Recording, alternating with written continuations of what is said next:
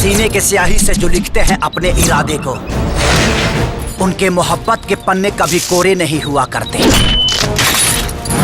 हम हुए हैं जिक्र के देखे खदी तो हर मन संकल बा Raju.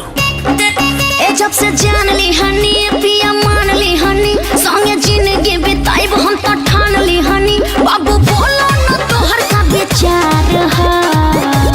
I love you Raju. एगो हमर दिल दिल दिल ए जान होई तीनों तहार। बेटी की खुशी में हमारे परिवार का खुशी है और ओकर खुशी से कोई खेलस तब हम ओके बख्शब ना।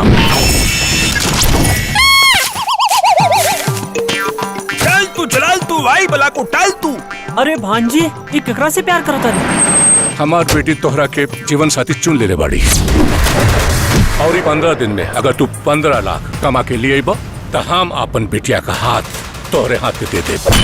कुछ कर गुजर ऐसा कि दुनिया तमाम हो जाए, आशिकों के जुबा पे तेरा भी नाम हो जाए। हम कह देली ना तू घर छोड़ के कहीं ना जेबे। इतिहास दोबारा ना दोहराई, हम वादा करता।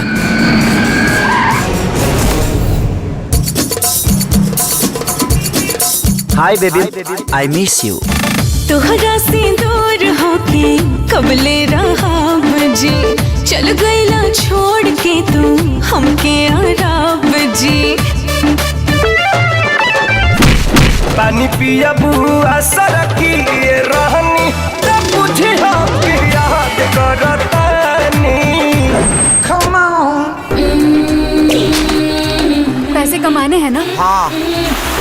तुम्हारा काम है मुझे खुश करना, मैं तुम्हें माला माल कर दूंगी। वो भिखारी का औलाद 6 महीना तक 6 साल के बाद भी दुबई से वापस न लौटी।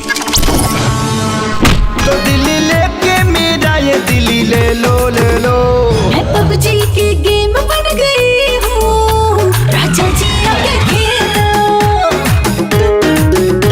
मैं पबजी की गेम बन गई हूँ राजा जी आगे खेलो। मेरी नजरों के सामने उस कमबख्त का पासपोर्ट चलाओ।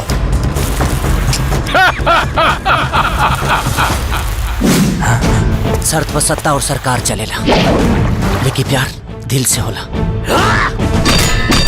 वो तो के जिए न दे और हम तो के मरे न दे। क्या धोखा दिया तूने शुरुआत वाली को। 1 मिनट सोचने दो क्या क्या हुआ था जब भी पटना वाली ने मुझे छोड़ा, पता जा गुजरात वाली को। Welcome to the ring of dare to fight. इश्क में जीने के लिए हर रिस्क उठा लूंगा। जो जिंदा वो सिकंदर। अगर मौत भी आई ना तो महबूबा समझ के गले लगा लो। कसम है तेरे इंतजार का, इत्बार तेरा टूटने नहीं दूंगा।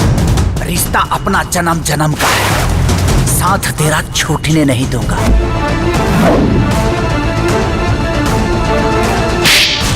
कि हम हिंदुस्तानी अपने वतन के लोगों के लिए जान दे भी सकते हैं और ले भी सकते हैं।